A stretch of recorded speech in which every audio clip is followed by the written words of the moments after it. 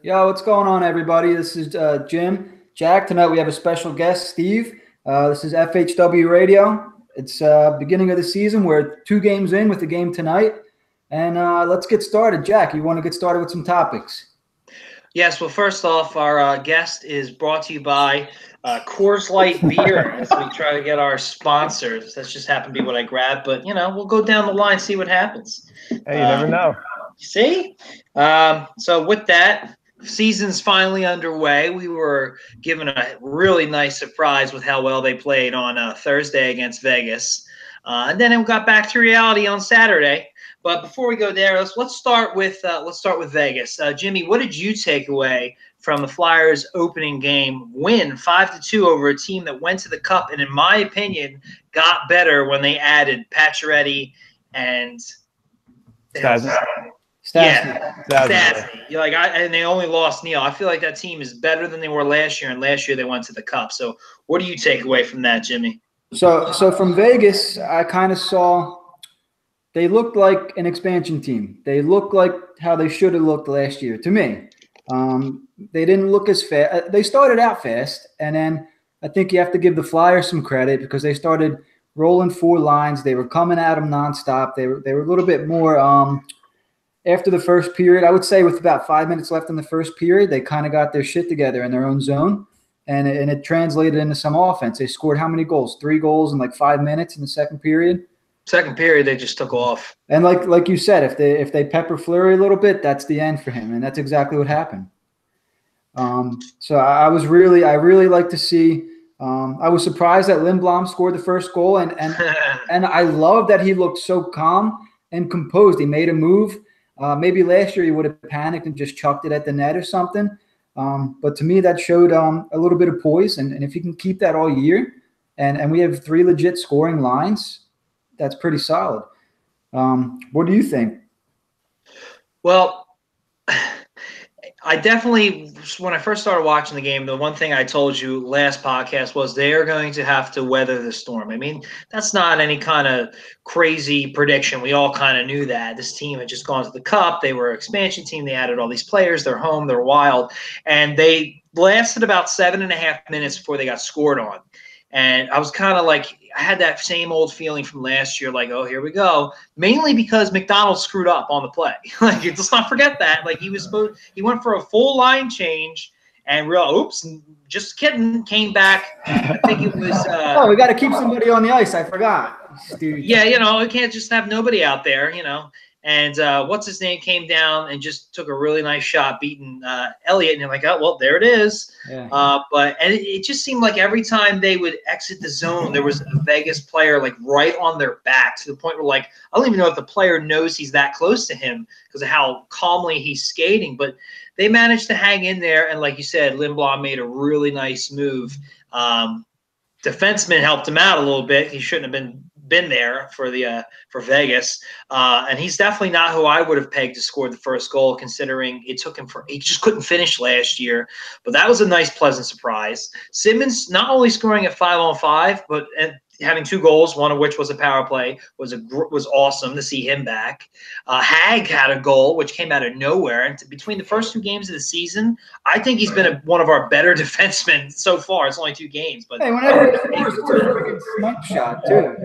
He had assists as well, so he had the points. And then mainly Elliott looked really good in both games, but mainly in game 1. But Steve, what do you take away from the first game?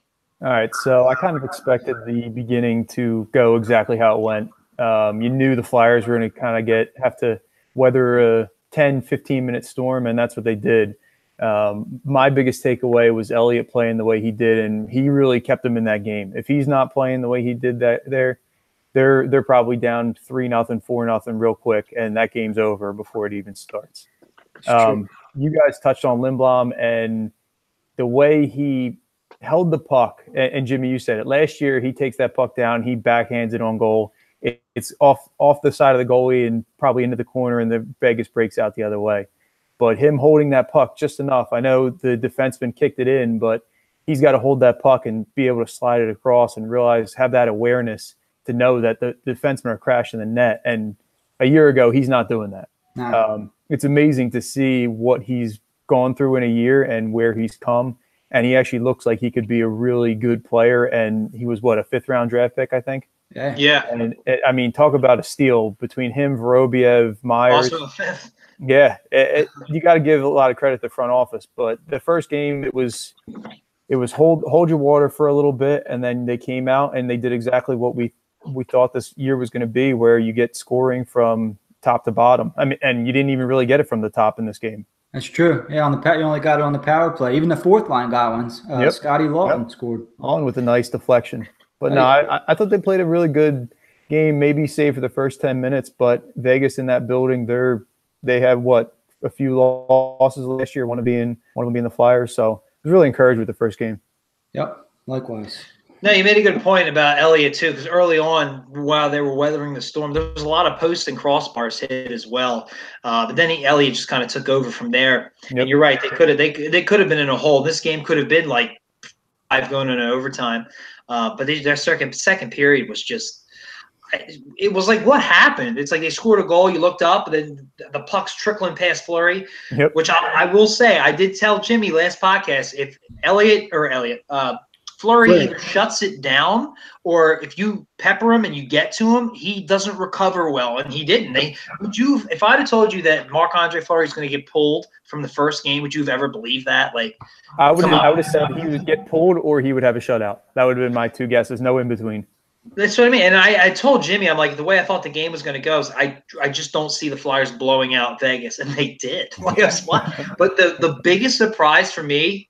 So, and this is short term so far, was the penalty kill on a 5-on-3. Yep. Like, what? Like, I don't know. I right now I'm going to chalk it up to luck, although they still were pretty good against Colorado. I'm still going to chalk it up to luck because there was too much bad the last couple of seasons. But part of it is because your best penalty killer has to be your goalie, and he has been. Like, he's been really well. He's been good. Like, I mean, I'm sure after he plays his 30th game in a row, we're gonna see him fall off a cliff. But that's Hackstall for you.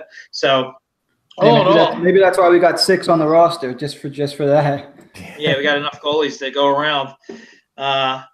So I mean, yeah, you couldn't have asked for a better opening night game. So we enjoyed the rest of that night and a full day. But then we went to Colorado, and I'll start with you this time, Steve. What was your takeaway from the Colorado debacle? The first thing I thought, I was checking the lineups, and I saw Gudas was sitting. I had to check, make sure it wasn't an injury, and then I realized it was just Hackstall rolling a defenseman into the lineup. And you kind of knew right away that he doesn't have the chops to play, barring some injury or playing one game here and there. He just doesn't have it. It's a sad day when we wish for Gudas back in the lineup or McDonald, either one. But yeah, I thought they started out okay. They started out a little bit like they did in Vegas. You kind of knew Colorado was going to push, but it kind of looked like they blew everything they had in Vegas, and as the game went on, they just kind of wore down a little bit. Yeah, no, I like that Vorobiev scored. I mean, that's kind of luck, but he kind of deserved it at the same time. But yeah, I was really – Folene killed me how bad he had played. I don't understand it. It's not like he was good in the preseason. If he showed some flashes or something, I can understand it. He showed nothing as to why he should have started over anybody. If anything, Myers should have been called up and played over somebody before that. Yep. And it's just a typical, well, he's a veteran crap, and this is what happens. This is why you lose stupid games like this. And the whole defensive pairings in general have looked pretty rough. I haven't liked Folene. I obviously haven't liked McDonald. I don't know why Sanheim's not with McDonald. I feel like that was a better pairing last year. I don't know why that was broken up. Sanheim even fell down on a play. They just looked sloppy. The game was just sloppy. Elliott still looked good. He had one hell of a save. That game could have been a lot worse. What was it? 5-2 final? Yeah. That game could have been like 7-8-2. Yep. I'm glad Coots scored, but yeah, they were just. They just looked too sloppy. I don't really want to say they were outplayed, which they kind of were, but it was more so they were just so sloppy with the puck. And they looked like how they looked last year, and that's what kind of freaked me out a little bit because they weren't. I mean, it was only 2 games in, but from the first game to the second game, it was just like, wow, they look amazing. Like they're fun to watch. Like I had fun watching the Flyers, and I don't say that very often, but and then the second game, it's like, oh my God, like this is what I'm used to. Like they went from really good to really bad, you know? That feeling I had in the Vegas game, like, well, it was like when they first scored Vegas, like, oh, here we go. That was the second game for me. And it was just questionable play. He's just, Axel almost gets the optimal lineup, but he still got Laterre in there. And I don't see what he does positive at all. What do you think about his challenge on the goalie interference? At the time of the game, it's one of those you have to, because the way the game was going. That being said, if it was nothing or tie, I probably wouldn't do it unless it was late in the game, because it just the way they call these goaltender interferences, like you really have to screw with the goalie, and it just wasn't enough contact. It was more about like on the stick, and if he had like his arm or something, or I could see it being called, but since it wasn't called that way on the ice, it's really hard to overturn. I'm not mad at him for challenging it, not like last year with that whole Nashville game, not like that, but like. Do you fault Elliott at all for not flipping out, flopping? Yeah.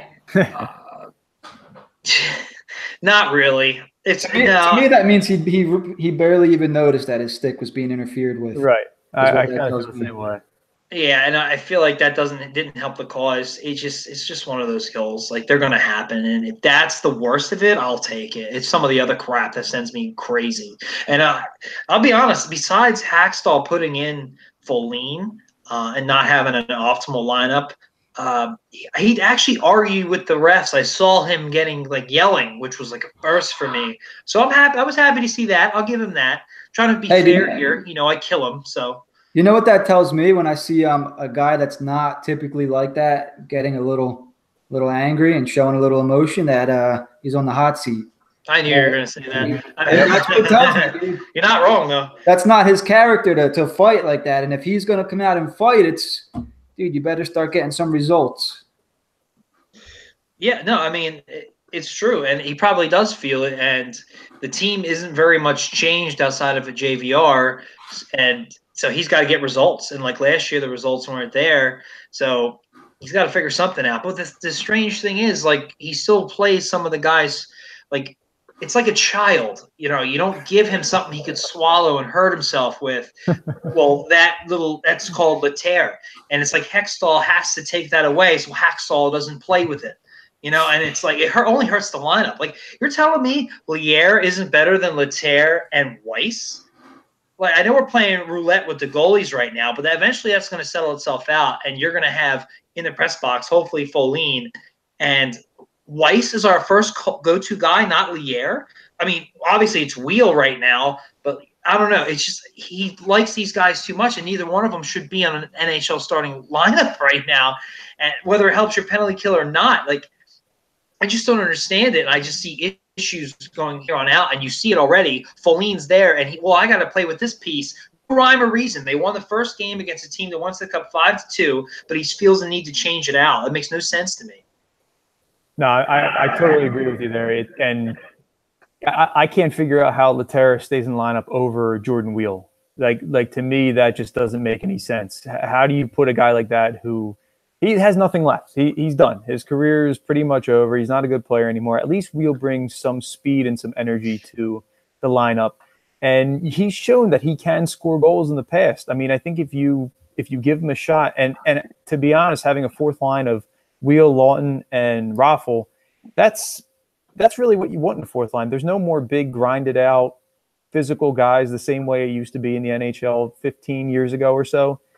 Now you want speed, and if you have speed on your fourth line, you're going to create matchup problems for the other team. Which killed me last year with Flippala, because he was anything but fast, and yet he was in all these important situations. Yep. And Laterre's a little bit faster, but like what, a ball hair? Like nothing serious. Like it's so silly to me. You got these young kids who are doing anything they can to make the team, and do not have these high price contracts, so they're going to play. And if they don't even get on the team, I don't see him play poorly.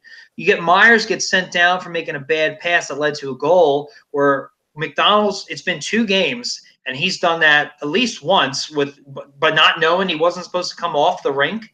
Like he was supposed to stay. Like how he's the veteran. He's the veteran presence. He's supposed to up like that and have the locker room respect you. Yep. I don't understand this. Yeah, Blaine's been bouncing around and not very. He wasn't good enough to hang with the king. Hey, I'm back. So, hey, Jimmy left. He was texting me. I was wondering what happened. But. Well, let's get into some of the pros and cons from these first 2 games, because there's certain things I want to talk about. So if I'll list some pros and some cons. If I don't list something or you disagree or agree, just blurt it out. So we'll start with the pros. The first one that comes to mind is Vorobiev. There you go. Vorobiev, obviously.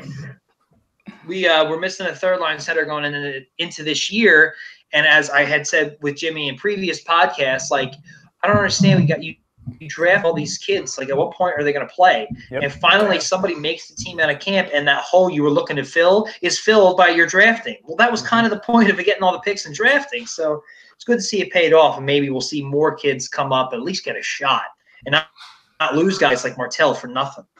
I think Lindblom's been an early pleasant surprise. I think we agree with his goal and how he's been more poised. Elliott looked good so far. Like I said, obviously still early. The penalty kill, which is something I never thought I would say, and as they go against San Jose tonight with their power play, I'm really curious to see how they play. Hey, who doesn't look bad on that PK is Yuri Laterra. No, honestly, because you haven't heard it. If you haven't heard his name, that means he's doing a good job. He doesn't look bad. Just watch him tonight. He doesn't do a bad job. He seems to be always around the puck.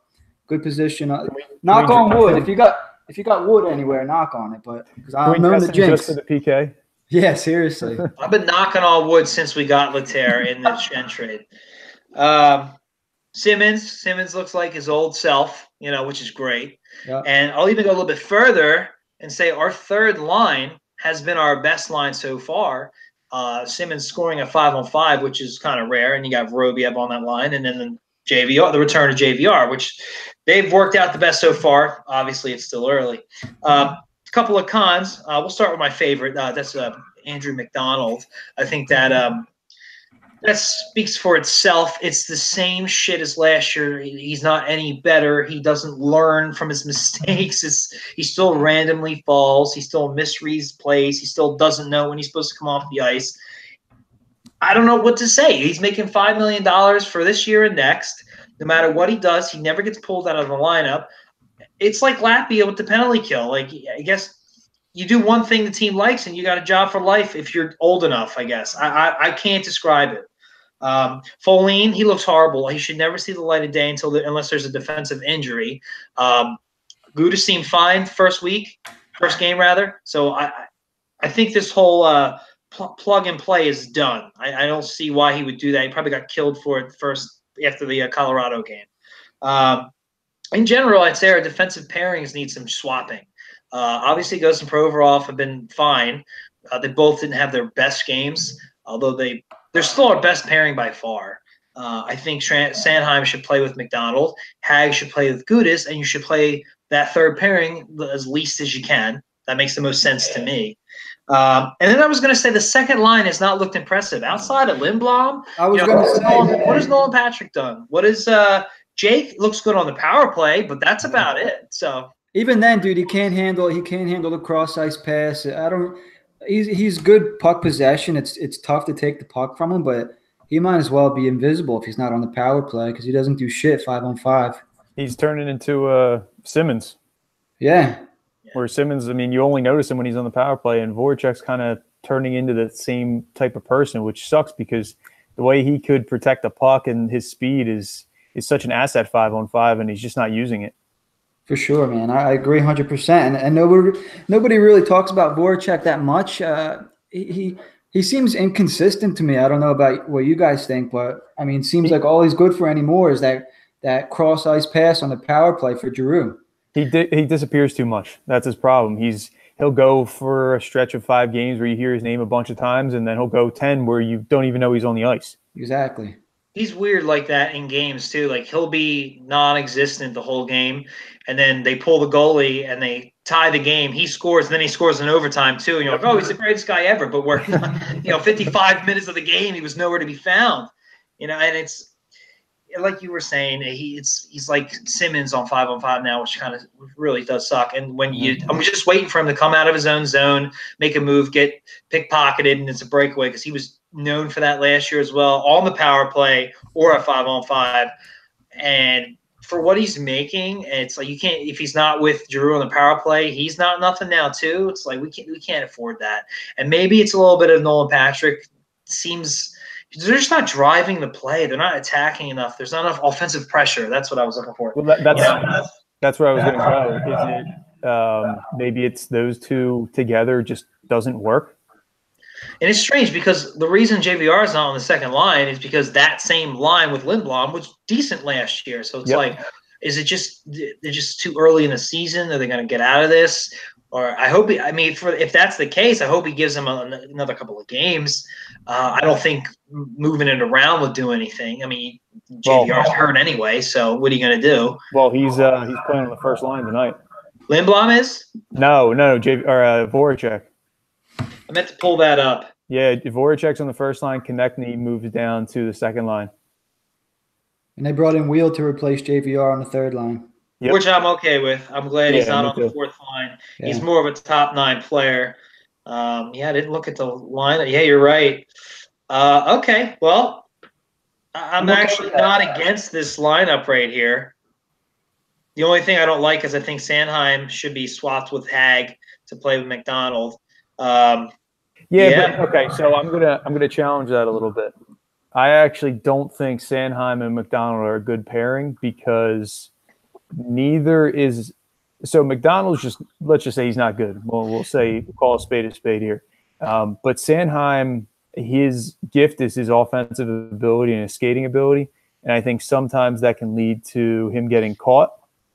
And I don't think McDonald is good enough to make up for that. Ideally, I think it would be Hag and Sanheim, and then you would have some other 5th and 6th pairing, not McDonald and Gudas.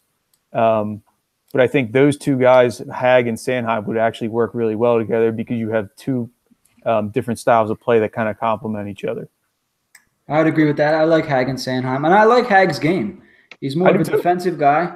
Why not pair him up with Sanheim? You know he's going to stay home if Sanheim pinches or something. But could you live with Gudas and McDonald? Because I couldn't.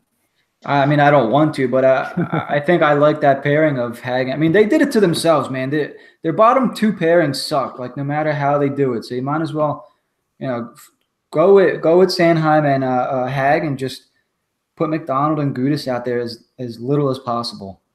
I'll say this. I do like the idea of Hag and Sanheim. However, McDonald and Gudas, the one play that comes to mind is that preseason game where McDonald, of course, randomly fell, and then he kicked the puck, and they went around him, and Gudas laid down like he was teaming in. They went right around him. Like that pairing would be an expensive disaster. And it would be like $8 million on the third pairing, and they would be horrible. The only reason I like Sanheim with McDonald and I told Jimmy this before, it seems like as every young defenseman came up, their trial by fire was they had to play with McDonald. And it started with Ghost, and then it was Provorov, and then last year was a little bit of Sanheim. And Sanheim had actually statistically played the best with McDonald. I think we can agree that the way the lines are now, I think we'd rather see Sanheim, McDonald, or Hag and Sanheim over Hag and McDonald, Sanheim and Gudas. Like Sanheim, the way it's listed here anyway, is your third pairing. And I can see McDonald making mistakes, and you're telling me Hag's going to bail them out. I don't know. I think I would like Sanheim and Hag. I hope they try it. I could see that being in the future. When I say that, like maybe next year or the year after, when Gudas is gone, when McDonald is gone. But ultimately, but for now, I mean, what they have on paper, I don't like. I'd rather see what you suggested or what I suggested. But I am curious on their offense here because, Voracek only played with Giroux when he was a center. Maybe we'll see something different with Coots there. and Giroux is a left, and then you got Ghost and Provorov. I mean, maybe he gets a spark out of him because he hasn't been playing good, and he gets promoted to the first line. That's interesting. It's just the perfect scenario for Voracek. His first game at home, you should automatically be amped up, and now you're playing with your buddy in Giroux. I mean, if he's got to score tonight, at least one. It's a good point. And, I think Andy Dell's playing for San Jose. I don't think it's Martin Jones. He's actually pretty solid backup. But I was going to say, probably so far, it's probably better off for the Sharks. Well, I think Jimmy has Martin Jones in fantasy, and that's what he does. I mean, on paper, I really like how our team looks. The first three lines, like Lindblom and Konechny and Nolan Patrick on the second line. Like, what are they all 19 years old apiece? I'm excited to see that line. Yeah. That's crazy. I mean, I really want to see something out of Patrick and soon. He can really be good if he gets going. And last year he got going pretty early and then got hurt, and we saw how that derailed him. So I really want to see something from him. And Konechny, if you remember at the end of the Vegas game, he had a nice little rush and hit the crossbar or something, so he looked like he still has it. He just needs to finish it. I don't think he deserved to be taken off the first line, but I don't think it's about him. I think it's more about Voracek. Right. Can you guys remember Konechny playing with anybody but either Giroux and Couturier, or when he got stuck with like Filppula? Because I don't remember him really playing in the middle lines quite as much. I remember him being on the first or really the fourth line. Yeah, like the third. The first, I don't know what happened, if somebody got hurt or whatnot. He was playing like on the third line with Simmons and Filppula, and they were too slow for him. Yeah, because they were getting crushed from a analytics standpoint. Yeah, he just couldn't get anything going, and I don't know what it was, but maybe they were looking for some kind of chemistry on that top line, and they threw him out there, and he just made some things happen. He just opened things up, and every now and then he would do that play where he would stick handle through two guys, shoot and score. I mean, he did it to Boston. He would just explode, and also those lower lines tend to be the players on those lower lines tend to be a little bit more defensively responsible, which he is not. Yeah, I mean, I don't think he doesn't care like a Russian. I just think he takes some chances. Like he did it against Pittsburgh. They're gonna stick Khabib on you, dude. You better watch. I don't know if I'm more worried about him or his trainers or his buddies. But yeah, like in the playoffs against Pittsburgh, I remember he tried to jump and pass, and if he'd gotten it would have been a breakaway. But he missed it, and it led to like a 4-on-2 or something, and it really bit him hard. You can tell he's one of those. He has to be a top 6 player, and I think their last year their second line was playing pretty well, so they just figured they'd give it a try, and yeah, he really took off. When he got hurt or whatnot, and they put Raffle up there, I'll never understand that one. That I don't think he deserved to be taken off of it. I don't think if a guy goes into a rut that he should be removed from the line. I think if you see actual issues, then you either work through them or change things up. But this guy was a stud, and you pulled him off because he did some things defensively Hacksaw didn't like. It just screams like college coach, or how much he likes the veterans. And I think if you do anything wrong when you're young, it bites you.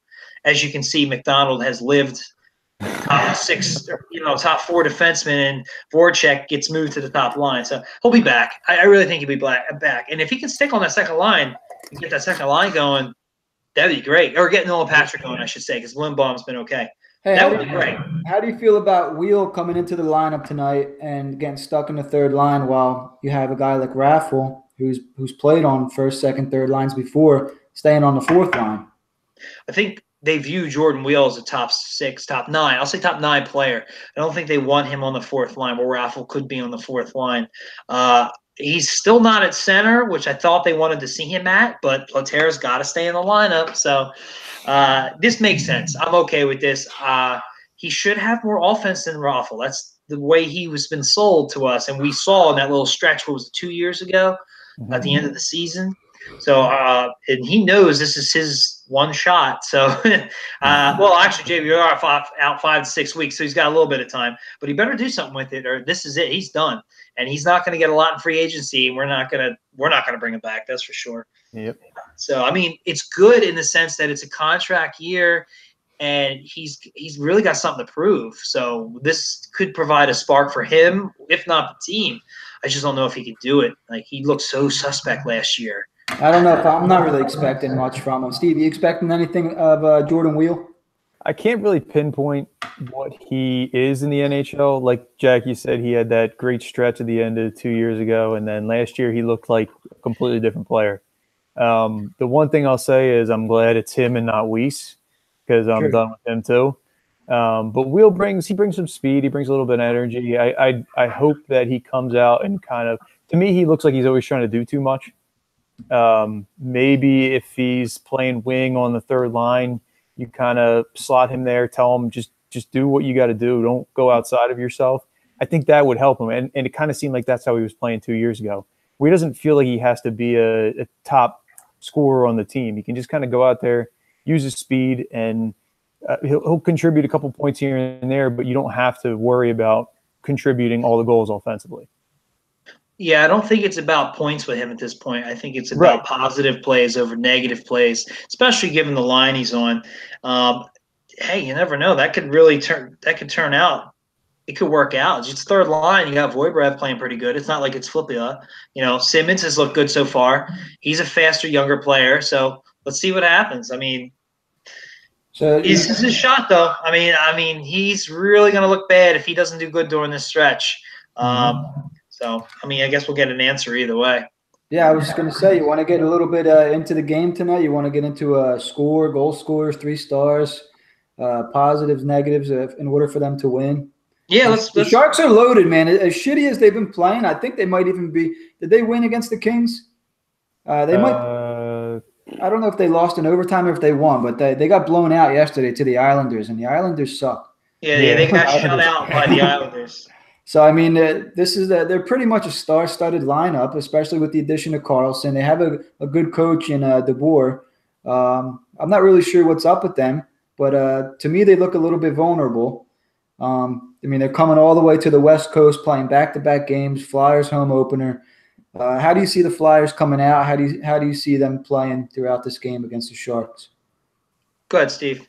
All right, so West Coast team, like you said, they've got it. This is a game the Flyers have to win.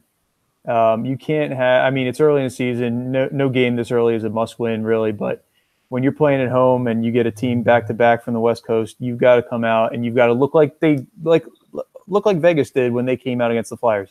You got to dominate the play. You have to push the pace of play, and you have to come out and you have to assert yourself as the home team. I think the Sharks, like you said, are loaded, but as good as they are, it seems like they're just not firing yet. I'd much rather play them early in the season, the first couple games, than, say, game 60, where I think you're going to see them as one of the powerhouses of the West. But yeah, I think we're going to see a breakout from Patrick tonight. I think he's that line. I think you could peg him for at least a goal. And then I think Voracek, I really do. I think playing with Giroux and Couturier, I think that gets him going. I would agree. I have a couple names written down here. Before I say them, Jack, how do you feel about tonight? Well, I am a little pessimistic compared to you guys. I think that the Sharks I know they have played a back-to-back, but they have one of the best backup goalies in the league who might provide them a spark with how bad Martin Jones has played. They're going to get it going. It's going to click eventually. And they got too much talent on this team, especially on defense. The only thing I will say is Vlasic and Carlson have looked like complete strangers. Yep. There was one play where they were like, you get it. No, you get it. And it led to a goal. I can't remember if it was against the Islanders or whoever. But yesterday. Yeah, and it just looked so bad. Like, I get it, but it's gonna click eventually, and I hope tonight's not the night. I hope if we come out firing, we sink one. You got to get one. Hopefully, we can start this game out with the lead. Like, we've yet to do that. And this is a team you need to do this against. However, if this is correct, they got like Evander Kane, who's had goals or points in like every game so far they played. He's on their third line. Yeah, he looks good. Yep. Pavelski and Meyer on the top line, Couture and Hurdle on they got some depth, and then they got the defense, and they got the goaltending. They have everything. They just need to put it together, and it's going to happen sooner or later. I truly believe this team will be in the Western Conference Finals, and I just hope that we can sneak out a win before they really start to put it together. Being our home opener might help, and then playing a back-to-back, that could be a good thing. But if they weather the storm for too long, it'll turn into a bad thing. We need something. We need to get something quick. And I don't know if the Flyers are built that way. They have historically always start games bad, slow starts, and they finish bad too. That's going to piss me off. If they come out like that tonight, that's going to really piss me off. Well, they might come out hard and just not get rewarded, which is still okay. That's okay. No, that happens. Yeah, if you get the crowd into it, maybe they should. I hope they lay some hits, make them feel uncomfortable. I have a sneaking suspicion they're not going to finish this game out. It might not result in a loss, but I do think because how they lost to Colorado, this would be a really nice game to win. And then you play Ottawa tomorrow. And if you want to, before we jump into Ottawa, let's get some predictions. Who's the first Flyer to score tonight, Jimmy? I'm going to roll with Simmons on the power play. I think the Flyers come out. I hope they come out flying like they should first game at home. I think the Sharks are going to be a little bit if the Flyers come out like they should, with the Sharks playing yesterday, coming all the way over here to play a game, I think they're going to be a little bit tired, a little bit sluggish. Hopefully the Flyers take advantage, get a couple early power plays. I think Simmons pots one. That's my pick. What do you think, Steve? I'm going to go with Provorov tonight. I don't think we didn't really touch on him. I don't think he's looked great. Well, that happened quick. I don't know if you guys were watching. 1-0? Yep, Couture. Oh, Jesus Christ. Couturier? No. Unbelievable. Yeah, 5-hole. Here we go, Elliot. Exactly what we didn't want to happen. They scored. It was a 2-on-1. Block shot went the other way, and Couture just went 5-hole on him. Yeah, not a good start. Okay, so let's just end the show now. I'm pretty pissed. I'm not gonna lie. Like, come on, the game just started. Like, come on.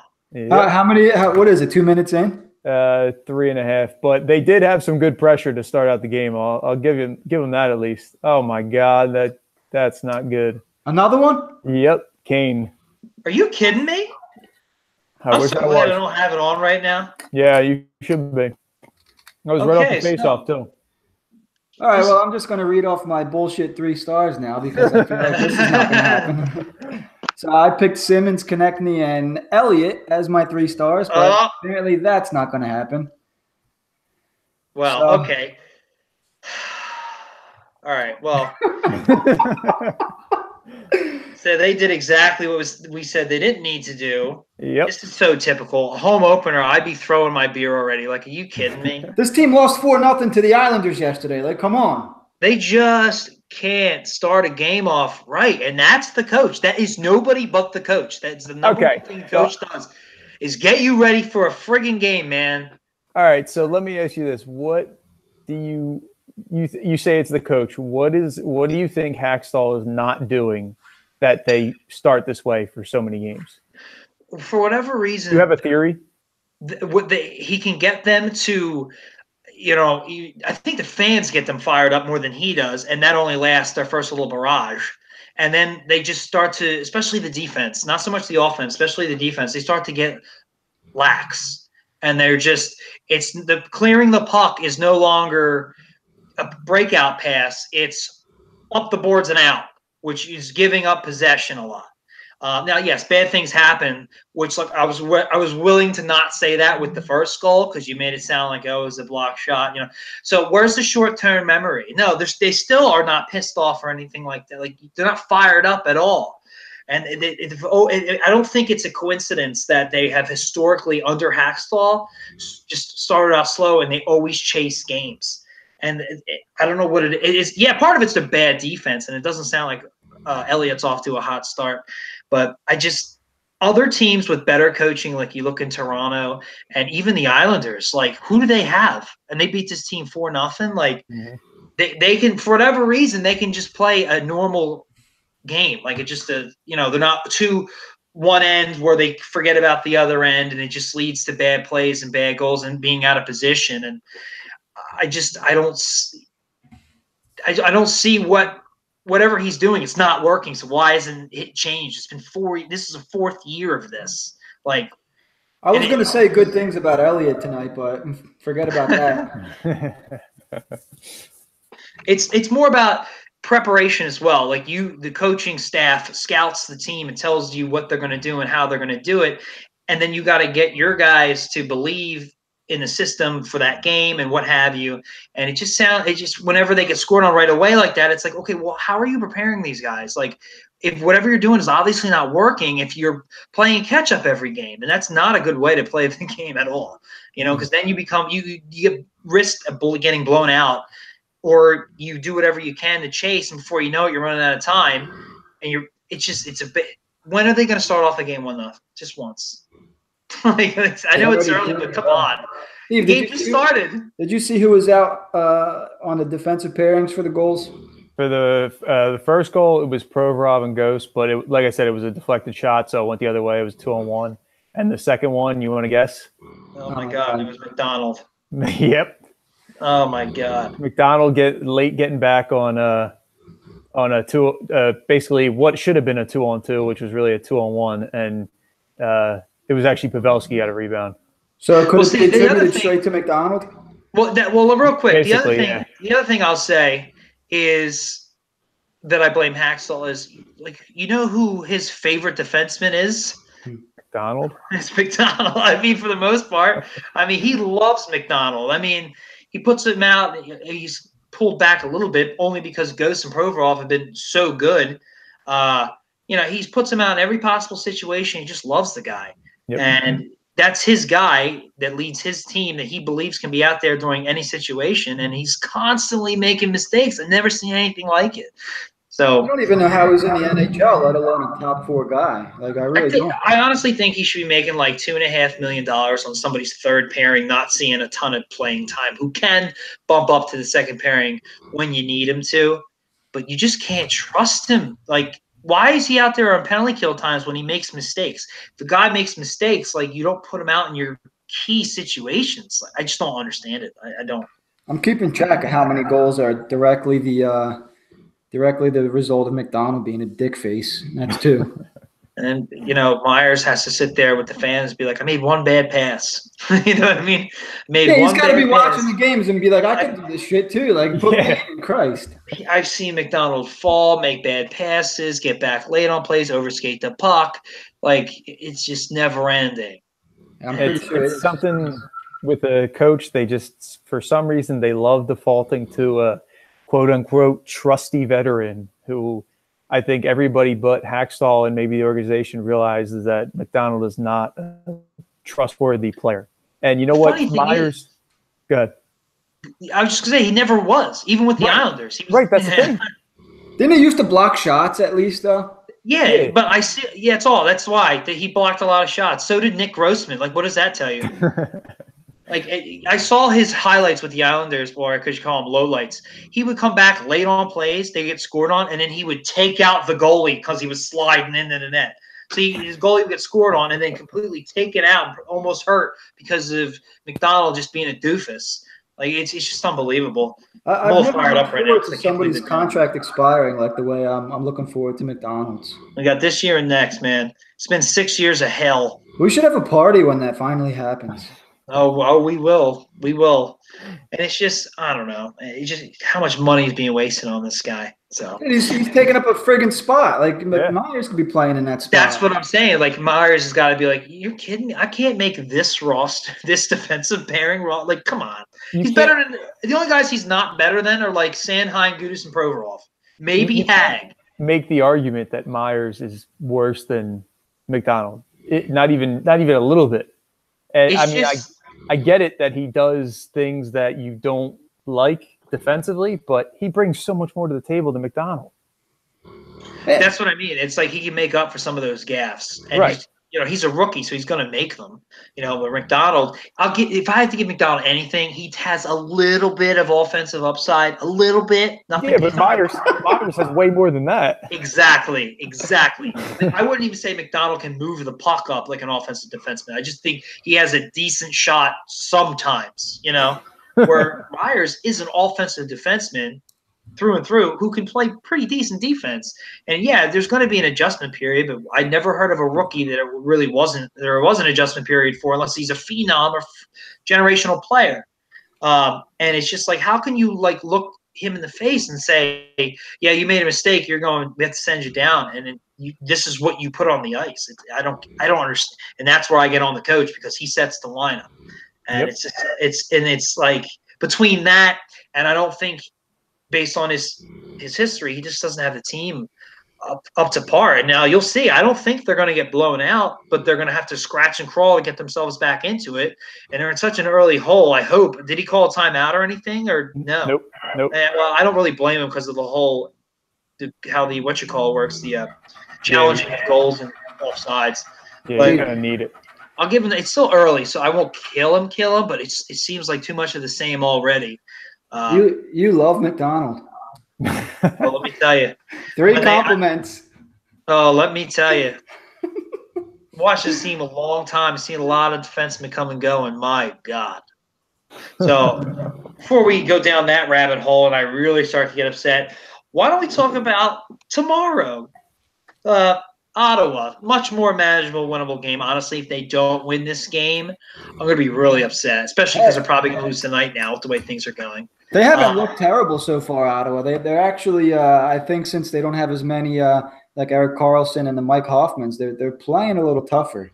Basically, nobody told them they're supposed to suck yet, so they're overachieving a bit. Yeah. Yeah. Once they run out of steam, they're going to be another automatic win. I mean, they got Brady Tkachuk up there. They got some decent defensemen. They still have Bobby Ryan, Mark Stone. Who looks good too is Chabot. Is that how you say his name? Yeah. He looks good. He looks real good.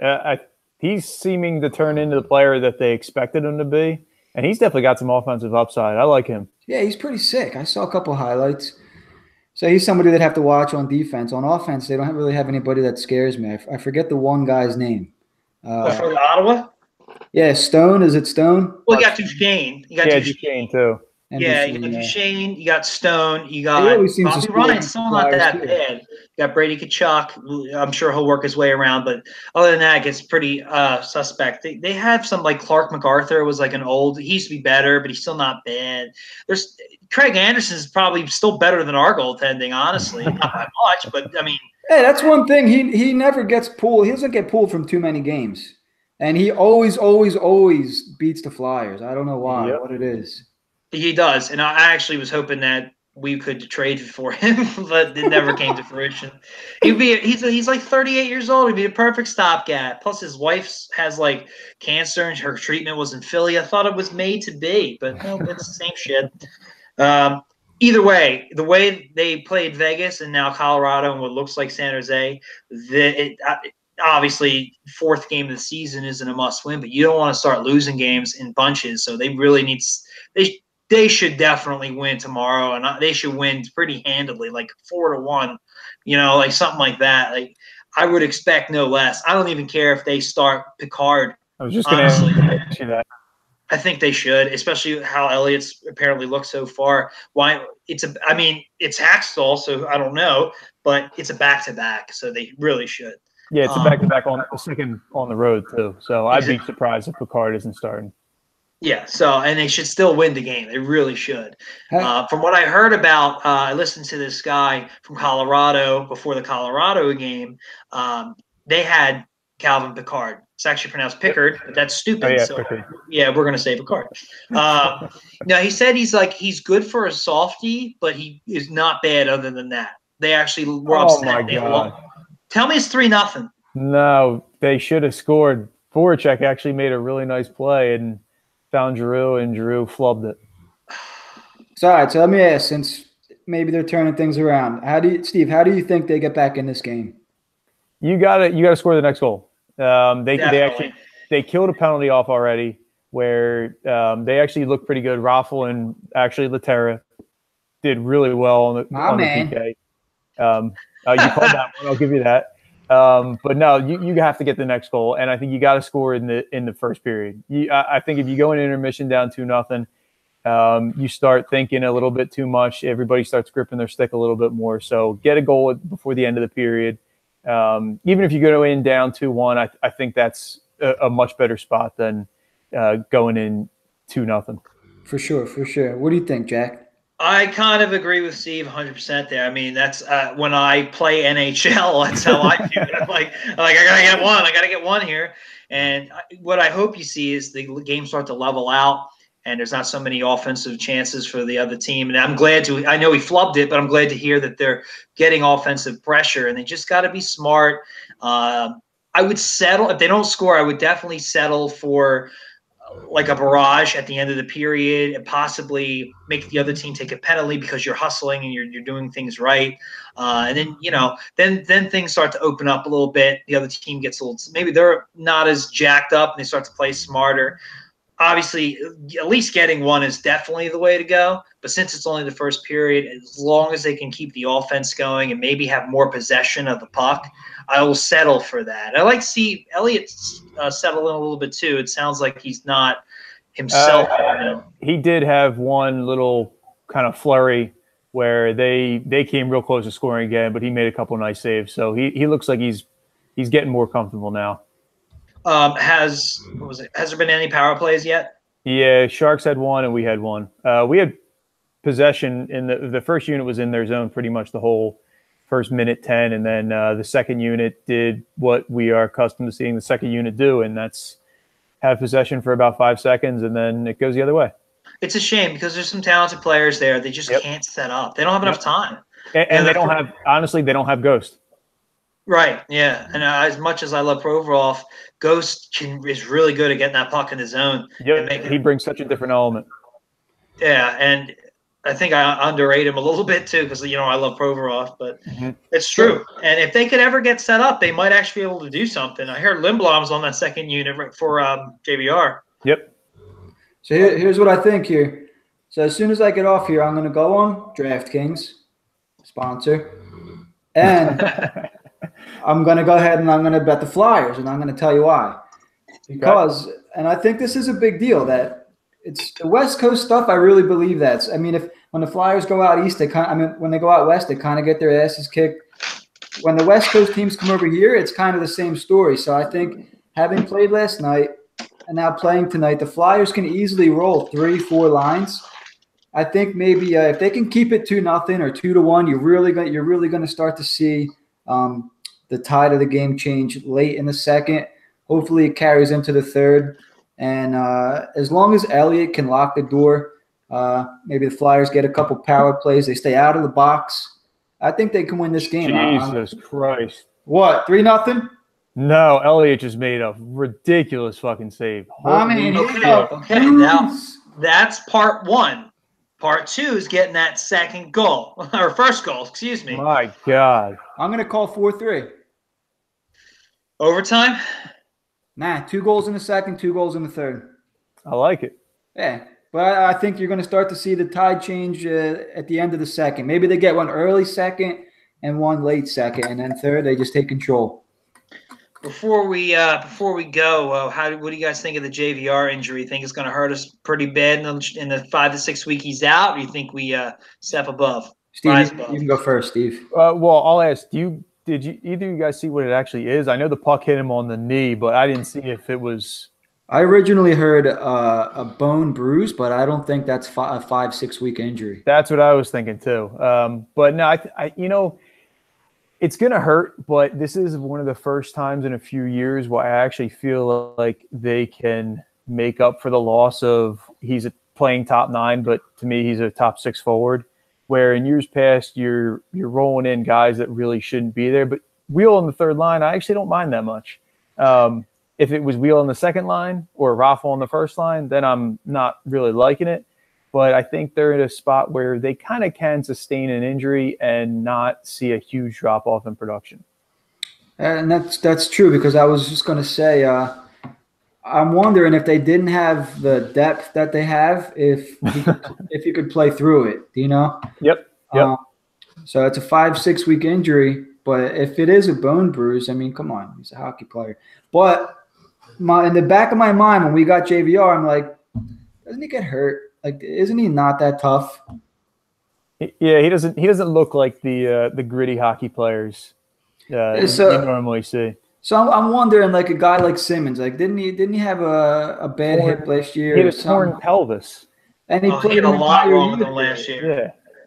So he broke his hand on the Anthony D'Angelo's face. Like he had a groin thing. He had a lot of injuries last year. Yeah, and he's been a bigger dude, and his whole thing was like they want him to play more physical, and he really doesn't. Yep. And he's a little injury prone on top of that. I mean, I don't think he's a puss or nothing, but you know. Do you think the contract that they just gave him is playing a part in keeping him out 5 to 6 weeks? I had the exact same thought, Jimmy. I wonder if that they're treating it very carefully because they did pay him all that money, and they're thinking long term. But yeah, that was actually one of my first thoughts when I saw the time frame. If that's the case, it definitely can't be a bone bruise. Like I've had a bone bruise before. I was out a week, maybe 2. Like, come on, 5 to 6, and all they tell you is upper body injury. I mean, it's got to be a little bit more serious than that. I think they could, because I like the deal because it's only 5 years, but $7 million is a lot of money, and it's Simmons money too. So yeah, I kind of agree with that. They can't afford any serious, it makes me think what he did. Is it something that can be re-aggravated? Like a bone bruise can't be re-aggravated or anything like that. So if it's like a ligament or something, then I understand it. But yeah, see, that makes more sense to me. The first thing I thought of was Wentz, because Wentz wasn't running around when he tore his ACL. Didn't he get hit in his leg?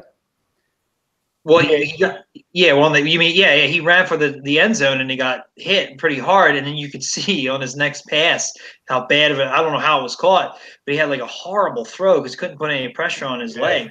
So like I'm not a doctor. I don't know about ligaments, but if he got hit with the puck in a certain spot, could that cause a tear? Or I don't know. Probably pretty unlikely. Whatever it is, it's got to be something that for 5 to 6 weeks for a bone bruise. That seems way too long. Even for what we're saying with the contract, it seems still too long. Unless he just comes back early, which would be great. Hey guys, So that one you scored. Remember that ridiculous save I said happened? Oh, geez. Yeah. It wasn't a save. It crossed the line. They reviewed it at the commercial, 3-0. Jesus Christ. Yeah, he basically dove across and the puck was sliding in. He got it with his glove, but it crossed the line. So 3-0. I take back my moose. I'll never do it again. Well, you did say 4-3, so as long as the Flyers get the next 4, you're good. Still in play. Put in Pickard. That's your home opener. Yep. God, this team makes me so mad. I was going to go, but I didn't go because I thought they were going to lose. So I didn't want to see them lose. I told you I was pessimistic. I did. I told you this team was going to put it together, the Sharks. I didn't think they would take them the first 10 minutes of the game, but hey, it is what it is, right? Yep. Well, one more, and I guess Elliott gets pulled, right? If it's in the first period, yeah. How much time's left, Steve? 7:15. Oh my God, that's a lot of time still. Yeah. What the hell? Are they turning the tide at all, or what? I thought they were playing better, but it was one of those where they kind of got hemmed in their own zone, and the Sharks put it across. Someone slid towards the goal, and Elliott just didn't get back in time. But it was more of a defensive breakdown than I think Elliott's fault. It was cross ice, so Provy. I think it was Provorov on the ice. I'll be honest with you, it's their defense again in general. Like they're just such an Achilles heel with this team, and it's a shame because I love Provorov and Ghost, but maybe more offensively. And I really think Provorov's the better all-around defenseman, and he's off to a little bit of a slow start. Yeah, I agree. And it's a shame that they have to pay so bad when he makes a mistake because defensively, there's nobody else to really rely on. And yeah, here we are at a 3-0 hole already at home opener. Woo! If they have a shit game, then there's no hope. Because they That's play what I at mean. least half the game anyway. They play like 30 minutes. Yeah, where are these other guys to pick you up? Where's the veteran presence to help, pick you up, because they're so important. And this is what we talked about before the season started. Exactly this. Like the first pairing can have a bad game because there's no hope on the second and third lines. And then there's no hope in goal. I mean, I'm going to get angry. We could end this. I'm already angry. It's unbelievable. We couldn't even finish the podcast. Like, did you give up goals in bunches, man? Like, hey, this is what it's like to be a Flyers fan, baby. Right here. Let me ask a serious question. Serious question. I think we should mark this down. As a matter of fact, mark it down right now, okay? How many games until they exit the first period with 0 goals against? I don't. Steve, you go first. They play Ottawa tomorrow, and I'm not even 100. I can't even say. So that's what I was going to say tomorrow, but including 3 games, so 3 is the minimum. With 4 is the minimum. Steve, you're saying 9? I'm going to go 9. How about you, Jimmy? Let me check the schedule real quick. Because it might be more. Well, you see what I'm saying? Like, even if they're winning, they just can't shut it down defensively. They got Ottawa tomorrow. They got Vegas again. If they're home on Saturday, then they play Florida, who's supposed to be pretty good. Columbus. So 1, 2, 3, 4, 5, 6, 7, 8. New Jersey might be possible, but Colorado, Boston, the Islanders have looked good so far. Zhoosh. I think 9's a pretty good guess just to get out of the first period. I think they might do it. 81.5. I'm honestly going to say when they play the Devils, I think they might, because the Devils aren't exactly an offensive juggernaut unless Hall just freaks out. So I think they can make it out through the first period, not the whole game, the first period without giving up a goal. I'm going to say the Devils game. That's 8 games. So I'll go to the Islanders game. Close. Huh? I'll go to the Islanders game. That's the 11th game. Woo! Either tomorrow or 11 games. All right, gentlemen. I'm depressed enough for tonight as it is. So I'm going to turn it around, baby. I'm actually going to go watch this. I don't know what's wrong with me, but see, it's sick. Like, why do we do this? They're losing 3-0. We do it for our viewers who will look back when we're big and popular, and remember we remember it so they don't have to. All right, guys. Well, good stuff. Steve, thanks for coming along. Hopefully, thanks for having me, boys. Good conversation. Hopefully, look forward to better times. So hey, come on more often, dude. It's cool. I certainly will. Appreciate it, boys. All right, guys. We'll talk soon. Thanks Enjoy for the rest watching, of the everybody. game. Hess, don't forget, like, subscribe, comment. Marvin Jones. All right. Later, guys. Later, boys.